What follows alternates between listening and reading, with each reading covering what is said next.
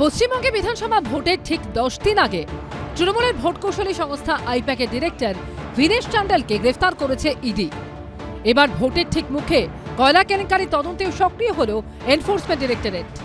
বুধবার প্রেস বিবৃতি দিয়ে বিপুল অঙ্কের টাকা বাজেয়াপ্ত করার দাবি করেছে তারা। ইডির এই প্রেস বিবৃতিতে দাবি করা হচ্ছে তারা প্রায় 160 কোটি টাকার সম্পত্তি বাজেয়াপ্ত করেছে। এই নিয়ে মোট বাজেয়াপ্ত করা সম্পত্তির পরিমাণ দাঁড়ালো 482 কোটি টাকা। সেই সঙ্গে কয়লাকাণ্ডে তাদের তদন্তের অভিমুখ স্পষ্ট করে দিয়েছে ইডি। তাদের প্রেস বিবৃতিতে দাবি করা হচ্ছে এই দুর্নীতির তদন্তে আন্ডারগ্রাউন্ড হাওয়ালা নেটওয়ার্কের হদিশ পেরেছে। কালো টাকা কোথা থেকে কোথায় পৌঁছেছে সেটা লুকোতে বিভিন্ন স্তরে জটিল প্রক্রিয়ায় লেনদেন করা হয়েছে। তার পর্দাফাশ করতে এই তদন্ত চালানো হচ্ছে, যাতে এটা জানা যায় যে মূল সুবিধাভোগী কারা, কত টাকার দুর্নীতি হয়েছে, আর এই আর্থিক তছরূপে কারা কারা জড়িত। একদিকে ইডি যখন প্রেস বিবৃতি দিয়ে এই দাবি করছে, তখন তৃণমূল বিজেপির শীর্ষ নেতাদের আক্রমণ পাল্টা আক্রমণে বারবার উঠে আসছে দুর্নীতির প্রসঙ্গ। पूरे बंगाल को एक प्रकार से भ्रष्टाचार का अड्डा बनाया है। कमल के फूल पर बटन दबा दो, 5 तारीख के बाद बंगाल की जनता का खाया हुआ एक एक रुपया सूद समेत वसूल कर वापिस लाएंगे। আমি অমিত শাহকে বলবো, যদি মেরুদণ্ড সোজা থাকে আর বুকের পাটা থাকে, 4 তারিখ বাংলায় থাকবেন, বিকেলে দেখা হবে। 12টার পর মুখটা দেখতে চাই, 4 তারিখ ফল ঘোষণা হওয়ার পর। ইডির এই প্রেস বিবৃতিতে ফের উঠে এসেছে লালার নাম। প্রেস বিবৃতিতে কেন্দ্রীয় এজেন্সি দাবি করেছে বেআইনি কয়লা পাচারের এই অপারেশন চালাতো অনুপ মাঝি ওরফে লালার সিন্ডিকেট। তদন্ত সুপ্রিম কোর্ট, হাইকোর্ট এইসব কোর্টের তত্ত্বাবধানে চলছে। এবারে দেখতে চাই এই যে তদন্তের ফল কি, কারা ধরা পড়ছে এবং কারা এইসব পশ্চিমবঙ্গের প্রাকৃতিক সম্পদ কয়লা পাচার করেছিল, বেচেছিল, কাকে বেচেছিল, সেখান থেকে টাকা তুলে কোথায় পাঠিয়েছিল, গোয়ার ব্যাপার কি আর অন্য কলকাতারই বা ব্যাপার কি, পশ্চিমবঙ্গেরই বিষয় কি, পুরোটা আমরা জানতে চাই। মাথা কোথায়? আমাদের প্রশ্ন ঠিক অন্য জায়গায়।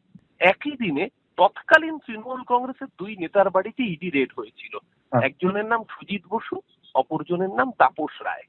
আজকে দেখুন, তাপস রায় তিনি বিজেপিতে যোগ দিয়েছেন, লোকসভার উত্তর কলকাতার প্রার্থী হয়েছেন, এখন আবার বিধানসভা নির্বাচনও প্রার্থী হয়েছেন। ওই মামলায় ইডি আবার সুজিত বসুর বাড়িতে যাচ্ছে জেরা করতে, তাপস রায়ের কাছে আর যাচ্ছে না। অর্থাৎ আপনি যেই মুহূর্তে ওয়াশিং মেশিনে যোগ দেবেন, সেই মুহূর্তে আপনি সাধু হয়ে যাচ্ছেন। বেআইনিভাবে তোলা কয়লা কিভাবে পাচার করা হতো, পুলিশ প্রশাসন তাদের ধরতো না কেন, তা নিয়েও চাঞ্চল্যকর দাবি করেছে ইডি। প্রেস বিবৃতিতে তাদের দাবি, কয়লা পাচারের মোডাস অপারেন্ডি হিসেবে ব্যবহার করা হতো বেআইনি চালান। পাচারকারীদের কাছে যার নাম ছিল লালা প্যাড। ইডির দাবি, এই লালা প্যাড আসলে ছিল একটা ভুয়ো বিল। এমন সব ব্যক্তির নামে এই বিল করা হতো যার বাস্তবে কোনো অস্তিত্বই নেই। প্রেস বিবৃতিতে ইডির দাবি, পাচারকারীদের এই বেআইনি চালানের পাশাপাশি একটা 10 বা 20 টাকার নোট দেওয়া হতো। যে গাড়িতে কয়লা পাচার হবে তার নম্বর প্লেটের পাশে সেই নোট ধরে ছবি তোলা হতো। পাচারকারী সেই ছবি পাঠিয়ে দিত কয়লা সিন্ডিকেটের অপারেটরকে। অপারেটর আবার সেই ছবি পাঠাতো ট্রাক যে রুটে যাবে সেখানকার দায়িত্বে থাকা পুলিশ ও প্রশাসনের আধিকারিকদের। অর্থাৎ কোন গাড়িতে কয়লা পাচার হবে তা আগে থেকেই জেনে যেত পুলিশ প্রশাসন।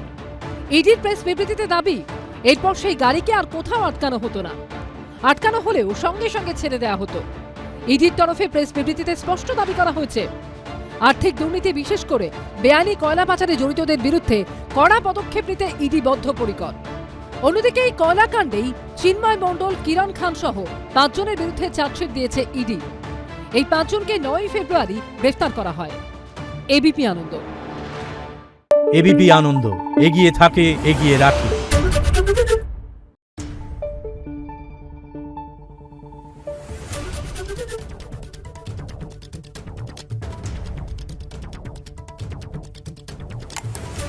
Thank you.